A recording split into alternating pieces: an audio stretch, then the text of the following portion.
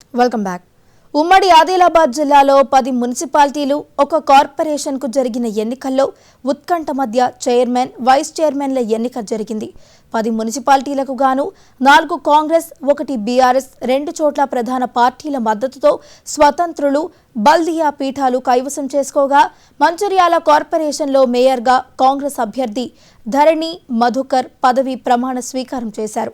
ఉమ్మడి ఆదిలాబాద్ జిల్లాలో మున్సిపల్ చైర్మన్ల ఎన్నికపై మరింత సమాచారాన్ని మా ప్రతినిధి శ్రీనివాస్ అందిస్తారు.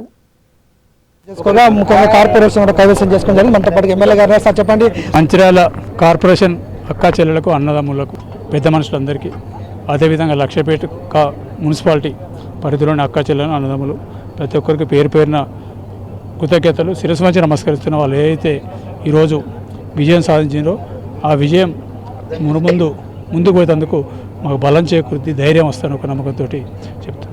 అభివృద్ధి ముఖ్యంగా అభివృద్ధిగా ఓటేశారు. ఎలాంటి అభివృద్ధి చూడవచ్చు? అభివృద్ధి నేను ఇంతకుముందు చెప్పిన మళ్ళీ ఎప్పుడు అవసరం అనమాట చెప్పిన ఎన్నికల కన్నా ముందు చెప్పిన, ఎన్నికల తర్వాత చెప్పిన, మళ్ళీ చెప్తున్నా, నో కాంపిటీషన్ ఫర్ మంచిర్యాల ఇది నెంబర్ 1. ముఖ్యంగా మనతో పాటుగా మేయర్ అభ్యర్థి ఉన్నారు. చెప్పండి, మొదటిసారిగా మంచిర్యాల కార్పొరేషన్ అభివృద్ధి దిశగా మార్చడమే మా లక్ష్యం. గౌరవ ఎమ్మెల్యే ప్రేమ్ సాగర్ రావు గారి సహకారంతో ఎల్లవేళలా మంచిర్యాల కార్పొరేషన్ ప్రజలకు అందుబాటులో ఉండి తెలంగాణ రాష్ట్రంలో మొట్టమొదటి కార్పొరేషన్గా తీర్చిదిద్దడం ఆయన మధ్య. మంచిర్యాల కార్పొరేషన్ కొత్తగా ఏర్పడ్డది కాబట్టి ఇక్కడ దాదాపుగా 1 సంవత్సర కాలంగా స్పెషల్ ఆఫీసర్ పరిపాలన నడిచింది. స్పెషల్ ఆఫీసర్ పరిపాలన లోపల ప్రజలు చాలా ఇబ్బందులు పడ్డటువంటిది మనందరం చూసినటువంటి సందర్భం.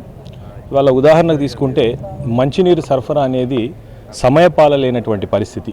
ఏ టైంకు మంచినీరు వస్తుందో, ఏ టైంకు రాదో ఎవరికి కూడా ప్రజలకు ఒక టైం ఫిక్సేషన్ అనేది లేదు. కాబట్టి ఆ టైం ఫిక్స్ చేయాలన్నది మా యొక్క ఉద్దేశం.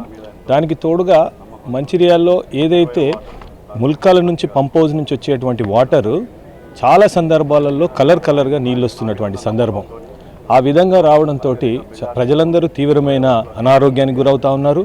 దాదాపు 75% మంది ప్రజలు ఇవాళ బయట మినరల్ వాటర్ కొనుక్కొని తాగేటువంటి పరిస్థితి ఉంది. కాబట్టి దాన్ని కూడా మంచిగా ఎక్కువ శుద్ధి చేసి మంచినీరు సరఫరా చేయాలన్నది భారతీయ జనతా పార్టీ కోరుతా ఉంది.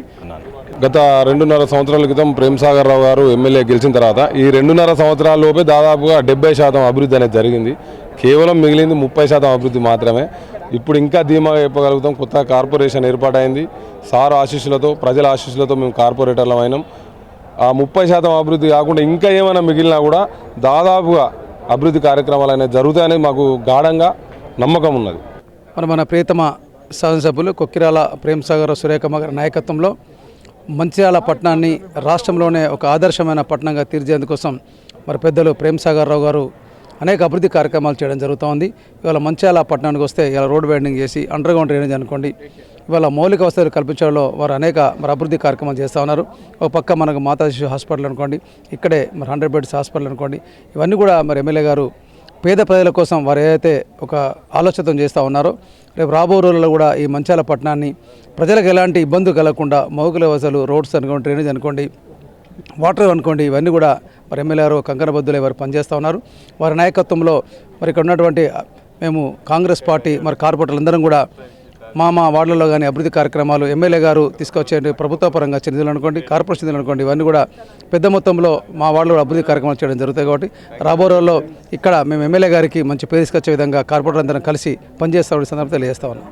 ఆదిలాబాద్ జిల్లాలోని 10 మున్సిపాలిటీలకు సంబంధించి అయితే ఇప్పుడు మనకు అందుతున్నటువంటి సమాచారం మేరకు అయితే 4 మున్సిపాలిటీలలో కాంగ్రెస్ పార్టీ విజయం సాధించింది. ముఖ్యంగా 2 స్వతంత్రులు కూడా కైవసం చేసుకోవడం జరిగింది. ఆదిలాబాద్లో స్వతంత్ర అభ్యర్థి, అదేవిధంగా బైన్సాల కూడా స్వతంత్ర అభ్యర్థి మున్సిపల్ చైర్మన్ కైవసం చేసుకున్న పరిస్థితి కనిపించింది. అదేవిధంగా 3 చోట్ల కోరం లేక వాయిదా పడింది. ముఖ్యంగా ఖానాపూర్లో, కాగజ్ నగర్లో, అదేవిధంగా కేతన్పల్లిలో 3 చోట్ల ప్రధానంగా కోరం లేక వాయిదా పడేటువంటి పరిస్థితి కనిపించింది. ముఖ్యంగా ఏదైతే ఆదిలాబాద్లో బీజేపీ గెలుస్తుంది అన్నటువంటి చోట అక్కడ కాంగ్రెస్, బీఆర్ఎస్, ఎంఐఎం ఒకటే కూడా అక్కడ స్వతంత్ర అభ్యర్థి బండారి అనుషాన్ అయితే అక్కడ చైర్మన్ చేసినటువంటి పరిస్థితి కనిపిస్తుంది. బైన్సాల కూడా ఎంఐఎంకి ఎక్కువ స్థానాలు వచ్చినప్పటికీ కూడా అక్కడ స్వతంత్ర అభ్యర్థికి బీజేపీ మద్దతు ఇవ్వడంతో కూడా అక్కడ కూడా ఒక స్థానాన్ని బైన్సా మున్సిపాలిటీని స్వతంత్ర అభ్యర్థులు కైవసం చేసుకోవడం జరిగింది. ముఖ్యంగా ఆసిఫాబాద్లో మాత్రం కొంతమేర ఉత్కంఠ ఉండేది.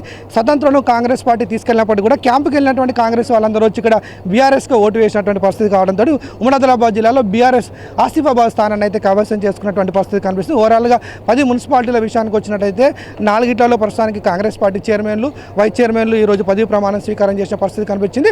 ఉమ్మడి ఆదిలాబాద్ జిల్లాలోని కాంగ్రెస్ పార్టీకి పట్టం కట్టారని చెప్పేసి ఎమ్మెల్యే చెప్తున్నటువంటి పరిస్థితి కనిపిస్తుంది. ఓవరాల్గా మెజార్టీ స్థానాల్లో మాత్రం కాంగ్రెస్ సభ అయితే కొనసాగించింది. బీఆర్ఎస్ బీజేపీలు ఎన్ని క్యాంపులు పెట్టినా కానీ ఆఖరికి కాంగ్రెస్ అధిష్టానం కీలక నిర్ణయాలు తీసుకోవడం, క్యాంపులో ఉన్న వ్యక్తులను తమ వైపు ఆకర్షించుకున్న ప్రయత్నం చేయడంతో స్వతంత్రులను కూడా కీలకంగా మార్చుకున్నటువంటి నేపథ్యంలో బైన్సా ఆదిలాబాద్లో కూడా కాంగ్రెస్ చక్రం తిప్పింది. ముఖ్యంగా ఖానాపూర్లో మాత్రం ఆడ 12 స్థానాలు ఉన్న చోట 4 ప్రధాన పార్టీలకు 4 స్థానాలు రావడంతో ఇక్కడ బీజేపీ బీఆర్ఎస్ ఒకటే అవకాశం అయితే స్పష్టంగా కనిపిస్తుంది. చూడాలి మరి మిగతా స్థానాల్లో ఏ విధంగా ఎన్నిక జరుగుతుంది, ఎవరు చైర్మన్ వైస్ చైర్మన్ అవుతారో చూడాల్సిన పరిస్థితి కనిపిస్తుంది. ఓవరాల్గా ఉమ్మడి ఆదిలాబాద్ జిల్లాకు సంబంధించి మాత్రం మున్సిపల్ చైర్మన్ వైస్ చైర్మన్ ఎన్నిక మాత్రం ప్రశాంత వాతావరణంలో కొనసాగిందని చెప్పుకోవచ్చు. వీడియో జర్నలిస్ట్ సంతోష్ కలిసి శ్రీనివాస్ ఆదిలాబాద్.